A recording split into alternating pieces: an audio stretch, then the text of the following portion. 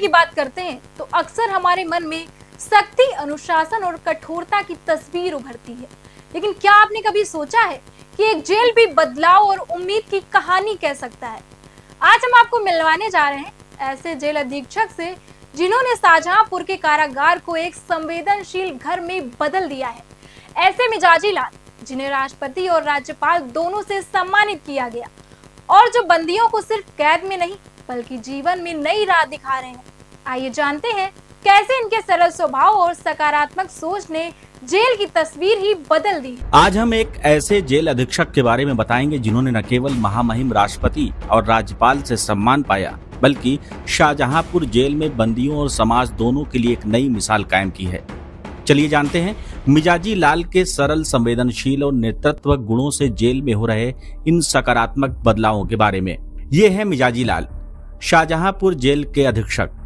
मिजाजी जी की सोच में सिर्फ बंदी को कारागार में रखना नहीं बल्कि उन्हें समाज का एक सम्मानित हिस्सा बनाना भी शामिल है। उन्होंने जेल में एक नई पहल की है जिसमें बंदियों को सिलाई, कढ़ाई, बुनाई जैसी कला सीखने का अवसर दिया जाता है, खासकर महिलाओं के लिए। ये महिला बंदियों के लिए सिलाई मशीन, कढ़ाई और बुनाई की व्यवस्था की गई है जिससे वे न केवल अपने दिन गुजारती हैं बल्कि हुनर भी सीखती हैं। पुरुष बंदी भी कम नहीं है, वे विभिन्न प्रकार के गमले बनाते हैं जिससे उनकी रचनात्मकता और मेहनत दोनों निखरती है। खेल कूद के अलावा जेल में समय समय पर सांस्कृतिक और शैक्षणिक कार्यक्रम भी आयोजित किए जाते हैं। खास बात यह है कि कम उम्र के बंदियों के लिए विशेष शिक्षा की व्यवस्था की गई है ताकि उनका भविष्य बेहतर बन सके। मेरे लिए बंदी सिर्फ कैद में बंद व्यक्ति नहीं है, वे समाज का हिस्सा है, ये कहना है मिजाजी लाल का। अगर उन्हें सही मार्गदर्शन और शिक्षा मिले तो वे बदलाव ला सकते हैं। मैं उन्हें अभिभावक की तरह देखता हूं और यही वजह है कि हम जेल में सुधार के लिए हर संभव प्रयास कर रहे हैं। मिजाजी लाल का मानना है कि सही खान पान भी बंदियों के स्वास्थ्य और मनोबल के लिए आवश्यक है। जेल में भोजन की गुणवत्ता और स्वच्छता पर खास ध्यान दिया जाता है।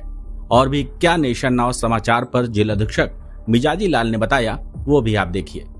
आप देख रहे हैं नेशन नाउ समाचार और मैं हूं अमित कुमार मिश्रा। यूं तो तमाम चीजें बदलती हैं, जिंदगी चलती है, ठहरती है और फिर चलती है, लेकिन बाहर की जिंदगी और कारागार की अंदर की जिंदगी को कैसे देखा जाए, इस सब तमाम चीजों के लिए हम बात करेंगे राष्ट्रपति पदक से सम्मानित, राज्यपाल पदक से सम्मानित शाहजहांपुर जिला कारागार अधीक्षक मिजाजी लाल जी से। उनसे जानते हैं कि किस तरह से कारागार को, यहाँ के बंदियों को, यहाँ के कैदियों को किन किन सुविधाओं के साथ उनको बेहतर यहाँ रखा जा रहा है और क्या कुछ विशेष वो कर रहे हैं। नेशन नाउ समाचार में आपका बहुत बहुत स्वागत है। बहुत बहुत धन्यवाद आपका। पहला सवाल ये है कि आपका यहाँ पर आगमन कब हुआ, लगभग कितना समय हुआ? मैं यहाँ जुलाई 2022 में बुलंदशहर से स्थानांतरित होकर के आया था और तब से मैं यहीं पर कार्यरत हूँ। आपको राष्ट्रपति पदक भी मिला, आपको राज्यपाल पदक भी मिला, सम्मान मिला है, किन विशेष कार्यों के लिए? कारागार में सराहनीय सेवाओं के लिए ये पुरस्कार समय समय पर दिए जाते हैं। इसके अलावा भी मुझे महानिदेशक पुलिस कारागार की तरफ से भी सिल्वर, गोल्ड और प्लेटिनम पदकों से भी सम्मानित किया जा चुका है। साथ ही साथ विभिन्न राष्ट्रीय और अंतर्राष्ट्रीय संगठनों के द्वारा भी मुझे समय समय पर पूरे सेवा काल में सम्मानित किया गया है। मेरे पूरे 34 वर्ष के सेवा काल में कोई भी ऐसी अप्रिय स्थिति उत्पन्न नहीं हुई जिसके लिए मुझे मेरे वरिष्ठ अधिकारियों या शासन के द्वारा किसी प्रकार की मेरे विरुद्ध कार्रवाई की आवश्यकता पड़ी हो। मैं कारागार में बंदियों के साथ, कर्मचारियों के साथ और बाहर आम जनता के साथ सामंजस्य मिलाकर के कार्य करता हूँ और जिससे मुझे कभी अपने सेवा काल में कोई समस्या का सामना नहीं करना पड़ा। अच्छा, बाहर की जिंदगी में और यहाँ की जिंदगी में, यहाँ जो कैदी और बंदी आते हैं तो चूंकि पहले बाहर स्वतंत्र रूप से होते हैं और यहाँ कहीं न कुछ बंधन होते हैं। तो ऐसे में लेकर के उनकी मनोदशा, उनकी मानसिकता, क्योंकि परेशान भी बहुत होते होंगे, तो ऐसे में क्या आपकी विशेष रहता है जिससे कि उनको कुछ जो है ऐसा महसूस ना हो या कुछ तनाव महसूस ना हो, इसके लिए क्या कुछ विशेष करते हैं? देखिए, कारागार का तो नाम ही बुरा होता है। बाहर जो स्वच्छंद व्यक्ति समाज में जीवन यापन करता है, जेल जाने के नाम से ही उसके रोंगटे खड़े हो जाते हैं। उसको अनेक प्रकार के सामाजिक तिरस्कार और अपमान का सामना करना पड़ता है। इन वजहों से कारागार में आने के बाद वो बेहद तनाव और समस्याओं से घिर जाता है। कारागार में आते ही उसकी तमाम स्वतंत्रताएं छिन जाती हैं और बाहर की, क्योंकि कारागार में बंद हुआ, उसके खिलाफ कोई मुकदमा हुआ, उसके परिवार की समस्याएं, इन सारी चीज़ों से वो बेहद तनाव में रहता है और ऐसी स्थिति में उसको तनाव मुक्त रखना कारागार प्रशासन के लिए बहुत बड़ी चुनौती होती है। अक्सर ही कारागारों में बंदी आत्महत्या करने के लिए मजबूर होते हैं। उसके पीछे इसी तरह की अनेक समस्याएं उसके सामने आती हैं। मैंने अपने पूरे सेवा काल में बंदियों के साथ बहुत ही प्यार और सहयोग के साथ उनसे मैंने व्यवहार किया है और उनकी ज़रूरतों को देखते हुए, नियमों के अंदर रहते हुए उनके लिए अनेक प्रकार की ऐसी गतिविधियां जिसमें खेलकूद, सांस्कृतिक कार्यक्रम, अन्य व्यावसायिक प्रशिक्षण, योगा, प्राणायाम, अनेक प्रकार की अन्य जो प्रशिक्षण और उनको आगे भविष्य में स्वावलंबी बना सकें वो कार्यक्रम चलाते हैं और उसमें उनको व्यस्त रखते हैं। पूरा स्टाफ, पूरे अधीनस्थ अधिकारी और मेरे द्वारा उनके साथ बहुत ही मानवीय और सहयोगात्मक व्यवहार किया जाता है। उनकी समस्याओं को सुनना और उनका समाधान निकालना, जिससे कि उनके अंदर जेल में रहते हुए अवसाद की स्थिति न पैदा हो। इसीलिए इन सब कारणों से मेरे किसी भी जेल पर तैनाती के दौरान इस तरह की कोई घटनाएं नहीं घटी। अभी आपने कहा कि उनको व्यस्त रखते हैं, वो व्यस्त रहते हैं, तो अगर हम बात करें तो यहाँ पर ऐसे क्या कुछ विशेष कार्य उनको दिए जाते हैं या उनका प्रोत्साहन कुछ ऐसा किया जाता है जिससे कि वो व्यस्त रहते हैं और अपने आप को जो है मानसिक तनाव से दूर रखते हैं और सामाजिक कार्य के लिए भी अंदर से वो मतलब उनके लिए प्रेरणा जैसा होता है? तो ऐसे में क्या विशेष कार्य आपके रहते हैं? देखिए, कारागार में आने के बाद बंदी की जो बाहर की गतिविधियां हैं वो सारी रुक जाती हैं। अपने घर पर वो विभिन्न त्यौहार मनाता है, जहाँ कहीं भी जाने की उसका मन करता है, जो भी खाने का मन करता है वो खा सकता है। जेल में आने के बाद ये सारी चीज़ें उसकी प्रतिबंधित हो जाती हैं। उसको मीनू के अनुसार ही भोजन दिया जाता है, उसकी गतिविधियाँ, उसके मूवमेंट नियंत्रित हो जाते हैं। ऐसी स्थिति में जेल के अंदर उसको विभिन्न तरह के सांस्कृतिक कार्यक्रम आयोजित करके विभिन्न त्योहारों को बढ़ चढ़ करके मनाने की क्रियाएं, साथ ही साथ खेल कूद की क्रियाएं, उनको विभिन्न प्रकार के प्रशिक्षण दे करके और उसमें उन्हें पारंगत बनाकर उनको आगे के जीवन के लिए एक मजबूत आधार तैयार करना, ये सारी चीज़ें यहाँ की जाती हैं। जैसा कि यहाँ पर प्राकृतिक वातावरण भी यहाँ से सटा हुआ नेपाल है, तो ऐसे में प्राकृतिक के लिए उन्हें किस स्तर से उन्हें जोड़ते हैं जो प्रकृति से वो जुड़ जाए, हरियाली से जुड़ जाए? ऐसा क्या मैसेज है, ऐसी क्या विशेषता आपके लिए यहाँ पे आपने की है? देखिए, पेड़ पौधे ही हमारा जीवन है और कारागार के अंदर पेड़ पौधों को विकसित करने, हरियाली पैदा करने और विभिन्न आयुर्वेदिक और छायाकार फलदार पौधे विकसित करने का कारागार के अंदर ही कार्यक्रम चलाया जाता है। यहाँ गमले बनाने का कार्य चलता है।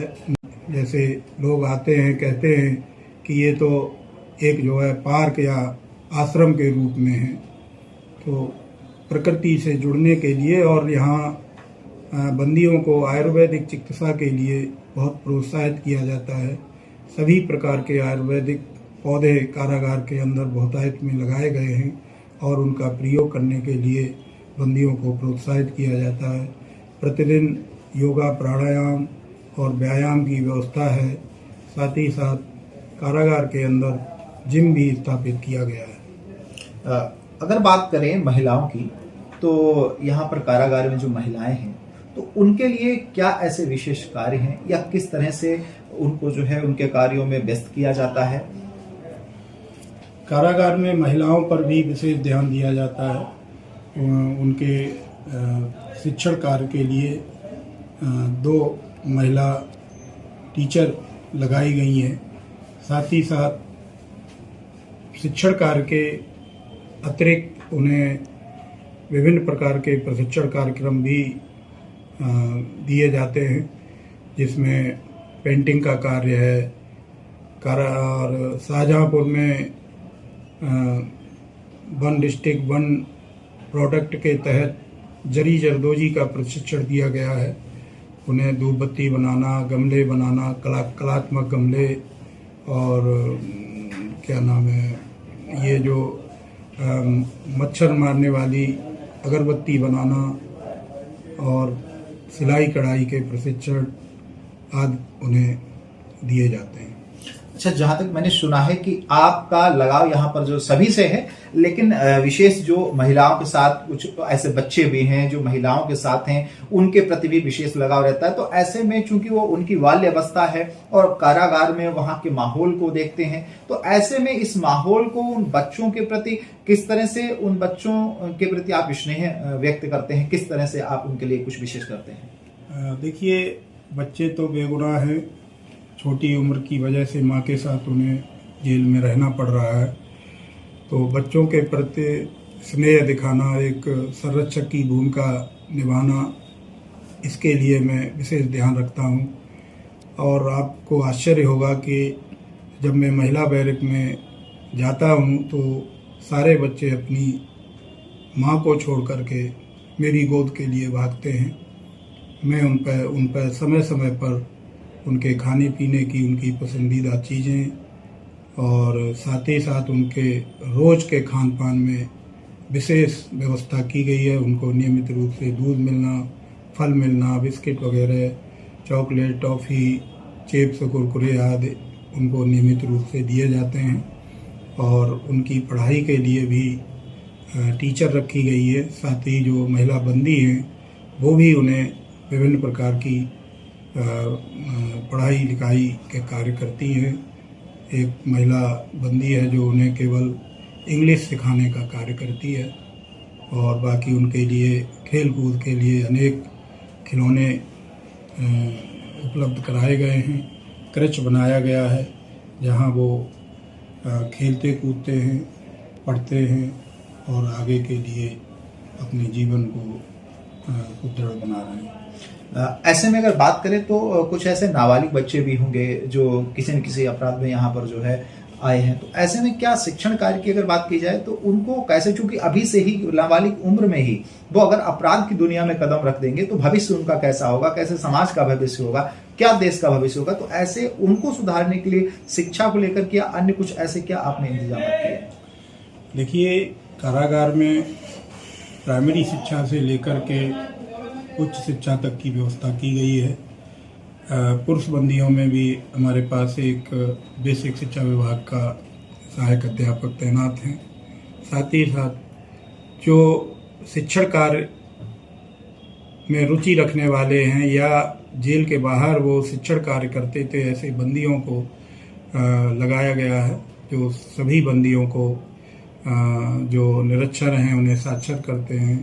साथ ही साथ जो साक्षर हैं उन्हें आगे की पढ़ाई के लिए प्रोत्साहित किया जाता है। उसमें बच्चों के लिए विशेष ध्यान दिया जाता है। एक अंदर सुसज्जित लाइब्रेरी स्थापित की गई है जहां से वो मनमानी पुस्तकें उन्हें उपलब्ध होती हैं इसके अलावा कारागार में बेसिक शिक्षा विभाग से लेकर के यूपी बोर्ड की, NIOS की, इंदिरा गांधी ओपन यूनिवर्सिटी और पंडित दीनदयाल उपाध्याय यूनिवर्सिटी के अध्ययन केंद्र स्थापित किए गए हैं और सारे बंदियों को बेसिक शिक्षा से लेकर के हायर शिक्षा तक पढ़ाई लिखाई का पूरा मौका दिया जाता है और यहाँ सैकड़ों की तादाद में लोग डिग्रियां ले रहे हैं। अगर खान पान को लेकर के बात की जाए तो प्रतिदिन का एक जो है नियमावली होगी, उनके अनुसार ही भोजन मिलता होगा, लेकिन ऐसा भी कुछ रहता है कि विशेष त्योहार पर या कुछ विशेष आयोजन पर कुछ विशेष भोजन की व्यवस्था यहाँ के जो बंदी और कैदी हैं उनके लिए की जाती है? देखिए, विभाग की तरफ से जो व्यवस्थाएं की गई हैं उसके अतिरिक्त मेरा प्रयास रहता है विभिन्न NGO के माध्यम से कि बंदियों को स्वादिष्ट और पौष्टिक भोजन मिले। कभी कभी हमारे पास सब्जी का अभाव रहता है और सब्जी हम सामान्यतः बाजार से क्रय नहीं करते हैं, अपनी पैदा की हुई सब्जी इस्तेमाल करते हैं। तो सब्जी की भी बीच में कभी व्यवस्था गड़बड़ा जाती है तो हम विभिन्न सामाजिक कार्यकर्ताओं या स्वयंसेवी संगठनों की मदद से सब्जी की व्यवस्था करते हैं। जो रोज का जो भोजन का जो व्यवस्था है उसके अलावा त्योहारों पर, राष्ट्रीय पर्वों पर बंदियों को विशेष भोजन दिया जाता है, जिसमें जो रोज़मर्रा की सब्जी के अतिरिक्त उन्हें विशेष सब्जी और दूसरे पकवान बना करके दिए जाते हैं, जिसमें छोले, राजमा, मटर पनीर आदि की सब्जियां शामिल हैं। कभी कभी उन्हें हलवा, खीर आदि भी बना करके दी जाती है। जैसा कि एक सवाल मेरे मन के अंदर है कि आपका स्वभाव बहुत बच्चों के प्रति, आपके बंदियों के प्रति, कैदियों के प्रति बड़ा मृदुल है, नर्म है, लेकिन ऐसे में चूंकि आप कारागार के अधीक्षक हैं और यहाँ अधिकतर ऐसे भी होंगे जो आपराधिक तत्व के होंगे, तो इतना मृदुल स्वभाव, इतना सौम्य स्वभाव, उसके साथ उनको किस तरह से कंट्रोल करते हैं? देखिए, ऐसे बंदियों की संख्या मुश्किल 1-2% होती है।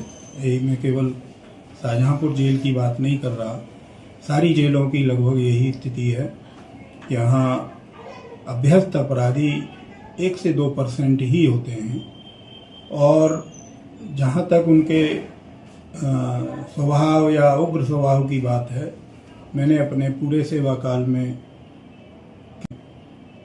किसी भी जेल पर इस तरह की स्थिति का सामना नहीं किया कि वो चाहे माफिया प्रकृति का बंदी हो, चाहे बहुत सातिर और दंड प्रकृति का हो, लेकिन वो मेरे सामने मेरे समझाने पर न माना हो। मुझे पूरी अपनी नौकरी में कभी ऐसी समस्या नहीं आई और प्रदेश के अधिकांश माफिया या बड़े बदमाश मेरी तैनाती के दौरान जेलों में बंद रहे। कोई ऐसा विशेष रहा जो आपके कारागार, आप अधीक्षक रहे और आपके सानिध्य में, आपके कारागार में वो बंद रहा और आपने उसको विशेष तौर पर हैंडल किया है? देखिए, कारागार मतलब विभिन्न जेलों पर तैनाती के दौरान पश्चिम के जितने माफिया हैं वो सारे मेरी तैनाती के दौरान जेलों में बंद रहे। वो चाहे सुशील मूंछ हों, विनोद बावला हों, सुनील राठी हों, अनिल दुजाना हों, विक्की त्यागी हों, सुंदर भाटी हों, या पूरब में भी अभय सिंह, धनंजय सिंह या और अधिकांश जो कुख्यात प्रकृति के जो लोग रहे हैं, वो सारे लोग मेरी तैनाती के दौरान उन जेलों में बंद रहे। लेकिन मुझे सभी से सहयोग मिला, कभी किसी ने कोई ऐसी समस्या पैदा नहीं की और ना ही जेल के नियम और मेरी बात के विपरीत उन्होंने कोई कार्य किया, बल्कि जेल में रहते हुए उन्होंने कारागार को सुचालित करने के लिए जब भी आवश्यकता हुई उन्होंने सहयोग किया।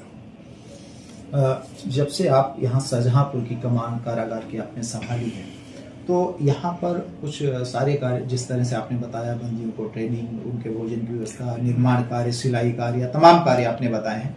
अब ऐसे में यहाँ पर अब ऐसे कुछ निर्माण कार्य भी हुए हैं आपके आगमन के बाद जो यहाँ आपने कराए हैं? देखिए, ये कारागार वैसे तो शिफ्टिंग की स्थिति में है, शहर में होने के नाते और बहुत पुरानी होने के नाते दूसरी कारागार बनने की प्रक्रिया में है। इसके बावजूद भी मेरी यहाँ तैनाती पर मैंने जो एक सबसे बड़ी कमी महसूस की कि यहाँ विभिन्न प्रशिक्षण, सांस्कृतिक, योगा, प्राणायाम या अन्य खेलकूद से संबंधित कार्यक्रमों को करने के लिए कोई हॉल नहीं था। और क्योंकि कारागार शिफ्टिंग की प्रक्रिया में है, इसीलिए सरकार से या विभाग से पैसा मिलना नामुमकिन था। इसलिए मैंने व्यक्तिगत प्रयास करके एक बड़ा सा हॉल तैयार कराया, जिसमें आज सभी प्रकार के, चाहे वो बारिश का समय हो, चाहे गर्मियों का समय हो, कार्यक्रम विधिवत रूप से संचालित होते हैं, जिससे कारागार में बंदियों को तनाव मुक्त रखने या उनके विभिन्न प्रकार के सांस्कृतिक और खेलकूद या प्रशिक्षण कार्यक्रम आयोजित करने में किसी प्रकार की समस्या नहीं होती। आप इस पोस्ट पर हैं, इस पद पर हैं, क्या आपने कभी सोचा था, बचपन से ऐसी कुछ इच्छा रही आपकी कि मुझे किस विभाग में जाना है और किस लेवल तक कार्य करना है? कभी ऐसी मनसा रही आपकी कि जहां पर आप हैं यहां तक आने के बारे में आपने कभी सोचा? देखिए, मेरा यूपी बोर्ड में उत्तर प्रदेश में तृतीय रैंक आई थी हाई स्कूल में, और इलाहाबाद विश्वविद्यालय में भी मेरी 7th रैंक थी। और मैं उच्च सेवाओं में जाने का इच्छुक था, लेकिन कुछ ऐसी परिस्थितियां बनी कि मुझे इस विभाग में आना पड़ा। और रही बात कार्य करने की, तो कार्य तो देखिए अपनी प्रकृति के, अपने संस्कारों के अनुसार ही व्यक्ति कार्य करता है। सरकार की जो कानून है, सरकार के जो नियम हैं, उनके अनुसार संचालित करते हुए अपनी प्रकृति और अपनी इच्छाएं उसमें पूरी करनी होती हैं। उसी के अनुसार मैंने इस विभाग में जो सामाजिक कार्य हैं उनको करने का क्रम रखा और आज तक करता आ रहा हूँ। बात यहाँ की कैदी बंदी की अगर करें तो उनके लिए या पूरे जहाँ भी जो कारागार हैं, ये पूरे समाज के लिए कुछ विशेष मैसेज देना चाहेंगे? देखिए, मैंने अपने इतने लंबे सेवा काल में ये सीखा है अनुभव से, प्रयोग करके, कि किसी भी व्यक्ति की जो मूल प्रकृति है या उसकी जो आदतें हैं, उनको आप जबरन नहीं बदल सकते। आप उस पर बल प्रयोग करिए, उसके साथ उसे प्रताड़ित करिए या उसके साथ अभद्र व्यवहार करिए, बदतमीजी से पेश आइए, उससे उसमें कभी मूलभूत सुधार नहीं होता। आप अगर उसे प्यार से, उसके अंतर्मन को टटोल करके और उसमें उसको आप में विश्वास पैदा हो, उसके बाद वो आपकी बात मानेगा और वो आपके अनुसार या उसके हित में जो है समाज में जीवन जीने के लिए, वो ऐसा उसमें परिवर्तन आता है। हमारे साथ बात करने के लिए मौजूद थे आज शाहजहांपुर जेल अधीक्षक मिजाजी लाल जी, जिन्होंने कारागार के हर पहलू पर बात की, यहाँ के बंदियों को लेकर, यहाँ के कैदियों को लेकर के, यहाँ के भोजन की व्यवस्था और साथ ही यहाँ से जो प्राकृतिक, जो हरियाली से जुड़े हुए हैं, वहां पर गमलों का भी निर्माण किया जाता है, सिलाई को लेकर के, शिक्षा को लेकर के, तमाम पहलुओं पर चर्चा की। तो जिस तरह से अभी तक उन्होंने बताया कि इस कारागार में सभी जो बंदी हैं, जो कैदी हैं, वो एक भाईचारे से रहते हैं। तमाम बेहतर प्रयास किए जाते हैं कि समाज में यहां से निकलने के बाद कुछ विशेष अच्छा कर सकें और आपराधिक तत्व की यदि कहीं कुछ समीकरण है तो उसको कटाक्ष करते हुए अच्छे जीवन को जिए। अमित कुमार मिश्रा, नेशन नाउ समाचार, शाहजहांपुर।